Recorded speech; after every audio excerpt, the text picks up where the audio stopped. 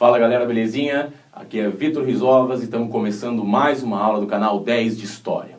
Seguinte, o assunto agora é Brasil colonial, mais especificamente o período de exploração do açúcar. Já falamos um pouco da implantação do sistema colonial, implantação da economia açucareira na aula de Brasil Colônia 3. Você pode clicar nela, né, que está aparecendo aqui no canto, para assistir depois, ou se quiser, segue o barco aqui, depois você procura essa aula, tá bom? Aqui a gente vai falar do engenho, da política e das relações entre senhores e escravos, jesuítas e índios também, beleza? No final do vídeo, temos uma questão do Enem para você resolver, tá bom? Fique esperto. Deixa eu te falar uma coisa. Se você quiser, me pede nos comentários que eu te mando as tabelas, os esquemas, as imagens, qualquer coisa que você vê no canal. Beleza? Combinado? Então vamos lá. Bom, primeiro vamos ver a nossa linha do tempo. Olha só, esse período de que estamos falando é esse aqui, né? Olha lá, né? Entre o final do século XVI e o final do século XVII. Tá vendo? Antes disso tivemos o período pré-colonial, que também tem uma aula aqui no canal para você conferir. E depois disso virá a descoberta do ouro e o começo de sua exploração ao longo do século XVIII. Ok?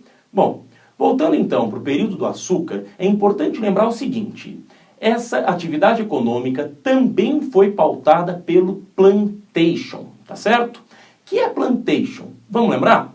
Plantation é um sistema de produção que tem essas características aqui. Lembra desse esquema? Veja lá, latifúndio, ou seja, uma grande fazenda, monocultura, o que quer dizer o cultivo de apenas um produto, neste caso o açúcar, e escravismo, não é? Ou seja, a produção depende do trabalho escravo, né? É voltada para o mercado externo também, a outra característica do plantation, voltada para o mercado externo, não é isso? Então o plantation foi um sistema usado tanto no açúcar como no café, como no algodão, né? Na maioria dos gêneros agrícolas produzidos no Brasil, tanto no período colonial como no período da monarquia, né? Do Império, primeiro e segundo reinado, né? A gente vai ter este sistema, ou seja, antes e depois da independência, a gente tem o plantation como principal sistema produtivo no Brasil. Esse sistema era praticado no que se chamava engenho, quer dizer, a unidade, né, a produção de açúcar era feita em um engenho. E o que é um engenho? Nada demais. Uma fazenda onde havia uma moenda, que é isso aqui, olha lá a imagem, né? A imagem essa do século XVII. Uma senzala, onde viviam os escravos, a casa grande, onde vivia o dono da propriedade, né? Que chamamos de senhor de engenho. Tínhamos também uma capela, porque era uma sociedade extremamente religiosa, extremamente católica. Além disso, outros aparelhos usados, né, no fabrico do açúcar. A moenda, a casa de purgar, a caldeira e assim por diante, não é? Por isso, quando a gente fala engenho, né, a palavra engenho deixou de ser apenas a moenda, que a gente viu na imagem, para ser sinônimo dessa unidade de produção açucareira. Antes, o engenho era apenas a moenda, mas agora se fala engenho para todo o conjunto, né, de elementos que produzem o açúcar, desde a fazenda, né, a terra, até os equipamentos de sua produção, tá bom? Mas qual que é o tamanho disso? Bom, depende. Temos um pouco de tudo, mas a maioria dos engenhos, né, para se ter uma ideia, tinham 65 escravos. Então não eram nem grandes demais, que era difícil de serem administrados e ocupados, né, as terras e os escravos, mas também não é pequeno demais, de forma que qualquer um possa possuir um engenho, entendeu? Outra coisa importante, né, que às vezes nos falam, nossa, mas os caras almoçavam e jantavam açúcar, não se produzia mais nada? Pô, claro que não, né, bicho? Claro que não. Claro que se produziam outras coisas, claro que se plantavam outras coisas para comer. Claro que nos engenhos havia um roçado para abastecer a casa grande e também se plantava mandioca como principal alimento dos escravos.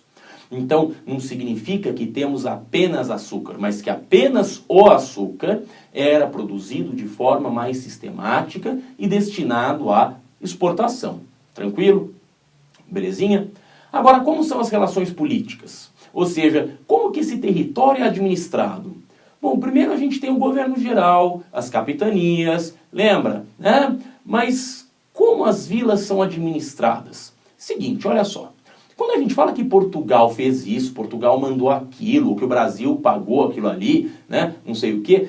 Claro que a gente está falando que, na verdade, o rei de Portugal mandou as pessoas do Brasil pagarem. Não é mesmo? Então, quem são essas pessoas? Temos o seguinte, tudo na vila passava pela Câmara Municipal, que era, na prática, quem administrava e recolhia os impostos, por exemplo. Quem prendia e mandava soltar, né? As determinações vinham de Portugal e quem as aplicava era a Câmara Municipal. Claro que para fazer parte da Câmara você precisa ser um latifundiário. Ou seja, apenas os senhores eram membros da Câmara e participavam da política, da administração da vila, né? Então, os latifundiários recebiam, então, o nome de homens bons. E os escravos? Nem pensar. E os homens livres, né? E pobres? Nem pensar. Homem livre, pobre, escravo, né? Esses sujeitos, não. São homens bons, apenas os latifundiários. Uma outra coisa importante da política naquele período era a disputa entre os jesuítas, que são os padres que vieram da Europa para catequizar os índios, e os senhores. Isso porque muitos senhores consideravam mais cômodo escravizar os índios do que importar escravos vindos da África, entendeu? Por isso, atritos entre índios e jesuítas, né? Jesuítas e senhores, eram muito comuns.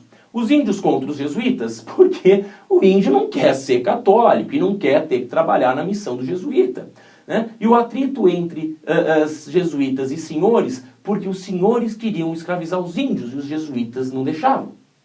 Ok?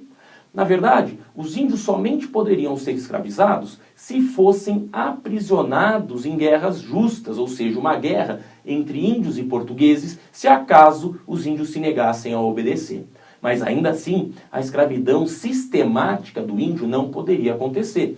Por isso, passaram a ser importados os escravos da África. E por que da África? Ora, porque assim teremos uma rede comercial entre portos diferentes do Império Português.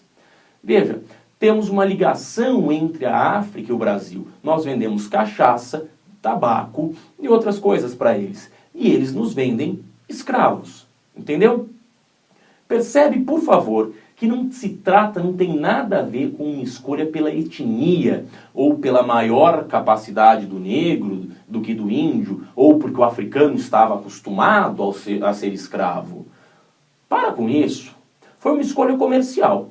Quer dizer, é mais rentável para os portugueses obrigar os senhores, né, a comprar escravos vindos da África, né, e também é mais interessante para a Igreja Católica, quer dizer, porque permite que os índios se tornem católicos. Lembra? Lá na Europa a gente teve a reforma, né, que fazia com que o número de cristãos católicos diminuísse.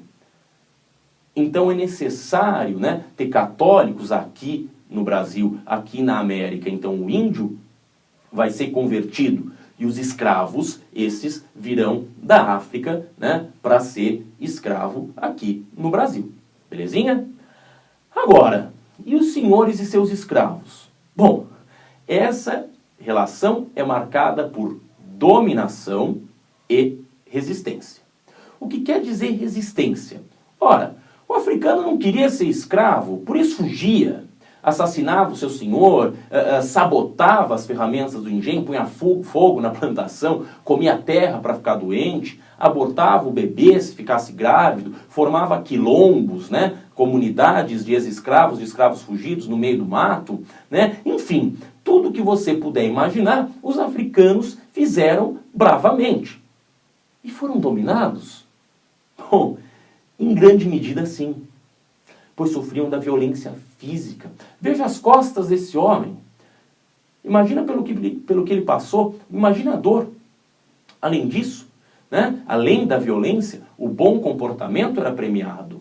Se o escravo se comportasse bem, e seu senhor assim quisesse, esse escravo poderia aproveitar uma chamada brecha camponesa, ou seja, o senhor premiava o bom comportamento, dando ao escravo o direito de cultivar uma pequena horta, o que significaria uma melhora incrível da sua qualidade de vida. Tudo bem? Mais pra frente a gente vai falar da escravidão. Numa outra aula a gente vai falar da escravidão. Por agora, vamos fazer essa questão do Enem, tá? Olha só.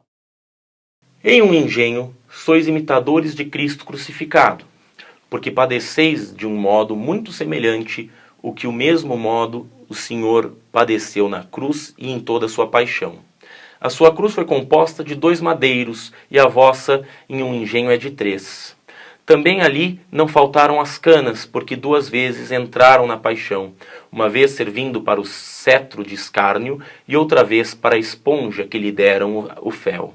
A paixão de Cristo, parte foi de noite sem dormir, parte foi de dia sem descansar. E tais são as vossas noites e os vossos dias. Cristo despido e vós despidos. Cristo sem comer e vós famintos. Cristo em tudo maltratado e vós maltratados em tudo. Os ferros, as prisões, os açoites, as chagas, os nomes afrontosos, de tudo isso se compõe a vossa imitação, que, se for acompanhada de paciência, também terá o merecimento de martírio. Sermão do Padre Antônio Vieira, né, muito importante, relato aí o padre do estilo barroco, não é?